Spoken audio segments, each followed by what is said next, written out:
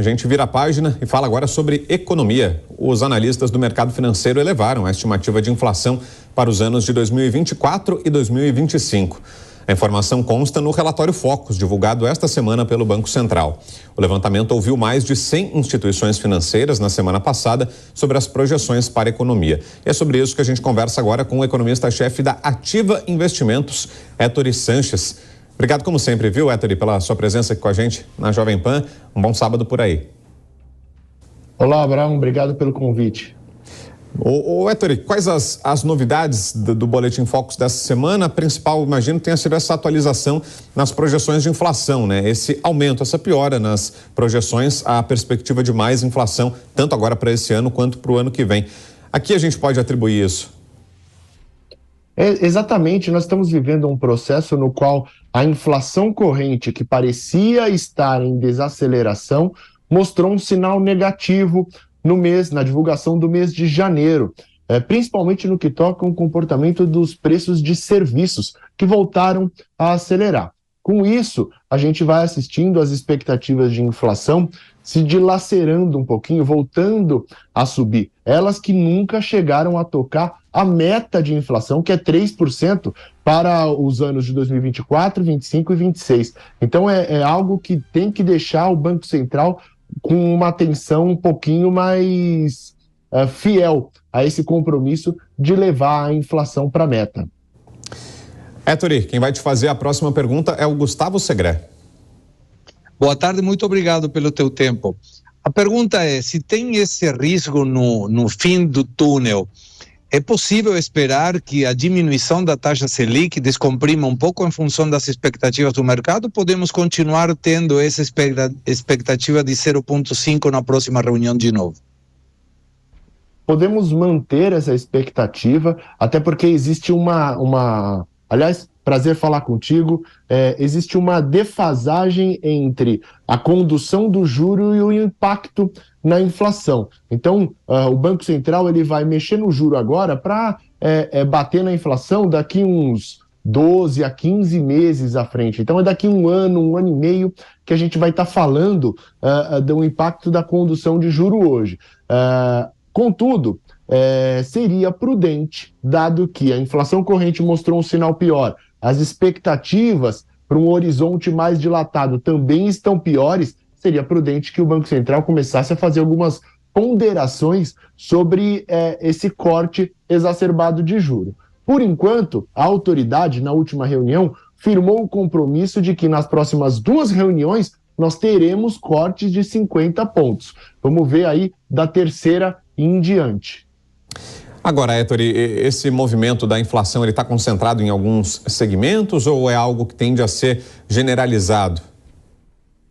Esse é o grande problema, Brown. Nós tivemos um processo desinflacionário, 21, 22 e 23, que foi pautado ali na parte de alimentos, administrados, nada que venha a denotar um comportamento estrutural da inflação. Então, o que a gente está vendo é que serviços, como um todo, em diversos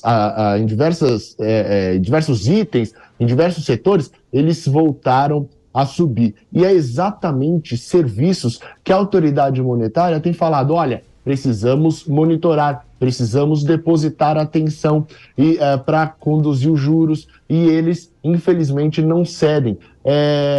Vale ressaltar que, apesar desse processo desinflacionário que a gente está vendo, os preços de serviços reagem muito ao comportamento do mercado de trabalho, que sim está sobreaquecido na economia brasileira. Nós vemos uma taxa de desemprego de 7%, um salário que vem muito forte. Isso significa, e não criticando, evidentemente, o emprego das pessoas, né? Simplesmente explicando como é que se tratam as relações econômicas, isso significa mais dinheiro em poder da população e, consequentemente, uma maior demanda, o que gera um incremento de preços e exigindo uma reação da autoridade monetária. Então, esse é a cadeia de pensamento que os economistas têm. Falam, bom, o mercado de trabalho ainda não se arrefeceu, ainda não reagiu ao 13,75 de juros, porque os juros foi a 13,75, agora está ali no 11, 12, e o mercado de trabalho segue muito pressionado. Estão tentando buscar as explicações de por que o mercado de trabalho não reagiu a isso, ao passo que, se o mercado de trabalho não reage, os serviços seguem num ritmo bem mais acentuado do que deveriam e geram preocupações nas expectativas de inflação, tanto para 24 quanto para 25. Segredo. Não deveria o governo fazer a sua parte também?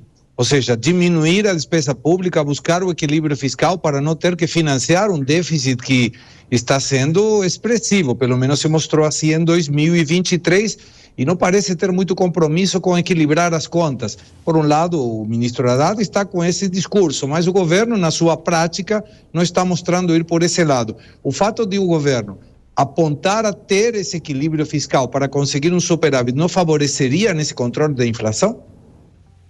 Com absoluta certeza, né?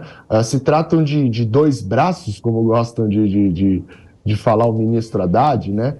Ao passo que o descontrole fiscal, e eu ainda o trato como descontrole fiscal, porque apesar de a gente estar falando, olha, a perspectiva de déficit para esse ano é de apenas 80 bilhões, estamos falando sim de um déficit de 80 bilhões. Repare, as pessoas, né, o governo tenta tranquilizar as expectativas de mercado, apontando para um déficit de zero, né, ou pelo menos um resultado primário de zero, não é déficit, né? Mas é pouco crível. A hora que você não tem uma política fiscal com credibilidade, isso significa que as pessoas, os agentes, projetam que o governo vai gastar mais do que deveria e, para financiar isso, o fará através do imposto inflacionário, que é a inflação disseminando uma alta de preços na economia. Por isso, inclusive, essa linha de raciocínio explica a desancoragem das expectativas. Se o Banco Central firmou o compromisso em 3%, não teria por que o Boletim Focus estimar que a inflação de 2025, 2026 ficará em 3,5%. Né? Eles teriam que convergir para a meta, porque o Banco Central tem o poder de fazê-lo. Entretanto, o governo não deve cumprir a sua meta estipulada, consequentemente, a gente deve ter um país que se financia através de imposto inflacionário. Não se trata de uma novidade, né? É uma história que nós estamos recontando aqui, um processo no qual o fiscal não se assenta e isso gera inflação e, consequentemente, não abre espaço para tanto corte de juro. Agora, essa última perna que a gente tem que depositar atenção por conta de uma eventual leniência, uma mudança, uma alteração no perfil do Comitê de Política Monetária que denote um pouquinho mais de leniência com a inflação. É isso que a gente tem que se atentar. Se, apesar do fiscal ficar desalinhado, o Banco Central vai fazer o que tem que ser feito para cumprir a sua atribuição de meta de inflação. Muito bem, ouvimos aqui o Héctor Sanches, economista-chefe da Ativa Investimentos. Obrigado, viu, Héctor, pela sua presença aqui com a gente. Bom final de semana.